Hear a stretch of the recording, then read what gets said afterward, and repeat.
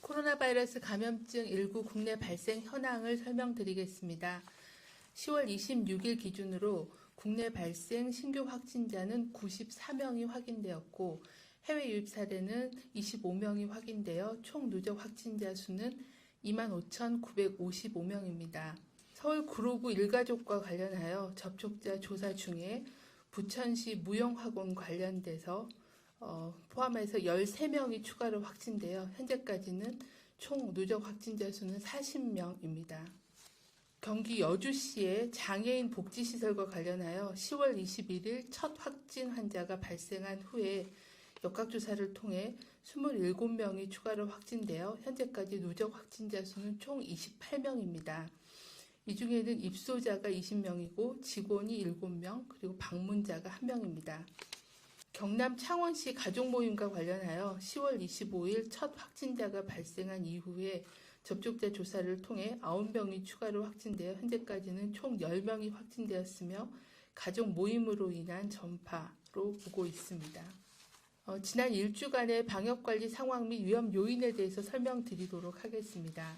최근 일주간의 감염 경로를 살펴보면 병원 및 요양시설에서의 발생이 221명으로 전체 확진자의 33.1%로 대폭 증가한 상황입니다. 해외 유입 사례는 140명이 보고가 되어 전체 확진자의 21%로 이 또한 증가한 상황입니다. 국내 집단 발생 관련해서는 137명 20.5%이며 선행 확진자하고의 접촉은 15%였습니다. 감염 경로가 조사 중인 사례는 68명의 전체 확진자 비중의 10.2%로 조사 중인 사례의 비율은 일부 감소하였습니다.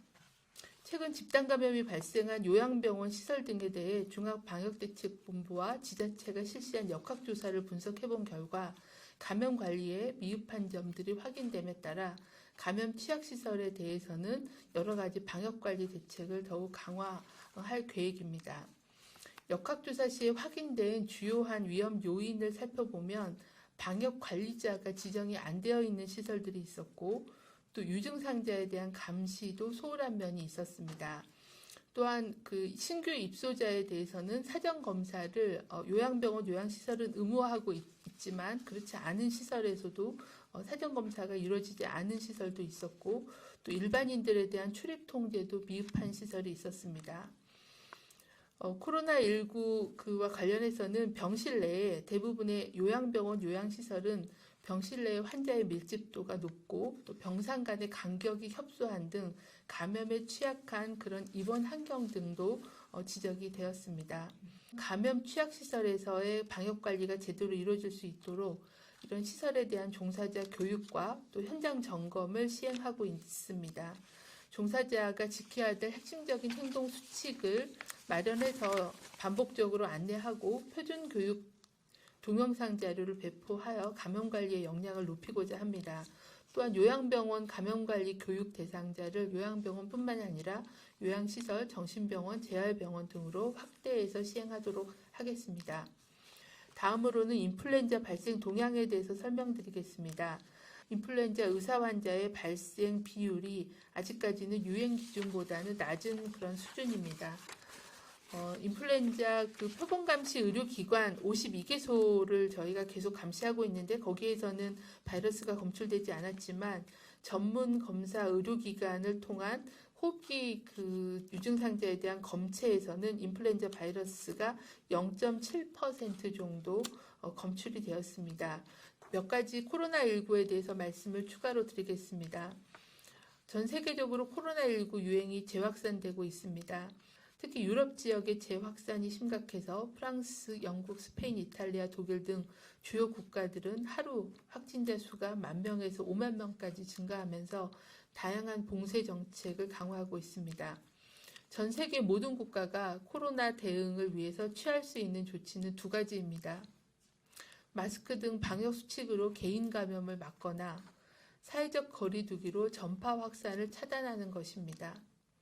우리나라도 지난 1월 20일 코로나19 확진자가 처음 확진된 이후에 만 10개월 정도의 시간이 지났습니다. 다른 나라 미국이나 유럽 같은 급격한 확산은 아니지만 최근 들어 요양병원, 요양시설 중심으로 고위험군 집단 발생이 이어지고 있어 우려가 큰 상황입니다.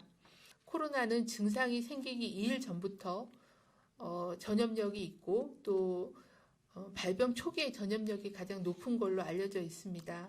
그렇기 때문에 다수가 모이는 장소에서는 어디에서든지 마스크를 항시 착용하는 것이 본인이 감염되는 것을 막을 수 있고 또 남에게 전파시켜주는 것을 차단할 수 있다는 것입니다. 또한 발병 초기에 전염력이 높기 때문에 의심 증상이 있으면 조기에 검사를 받아야 추가적인 전파를 차단할 수가 있습니다. 3밀이라고 얘기하는 밀폐, 밀접, 밀집된 환경은 최대한 피하고 불가피할 경우에는 마스크를 반드시 착용하라는 점, 그리고 손 씻기와 환기, 그리고 손 닿는 부위를 소독제로 자주 닦아주는 것이 중요하다는 것입니다. 요약을 하면 코로나19의 감염 예방법은 기본 방역 수칙을 철저히 습관화하는 것이 핵심이라는 점입니다. 식당, 카페, 영화관, 체육시설, 공공시설 등 일상생활 시설들이 폐쇄되지 않고도 코로나 유행을 통제할 수 있도록 다 같이 소중한 일상을 지켜주시기를 요청을 드립니다.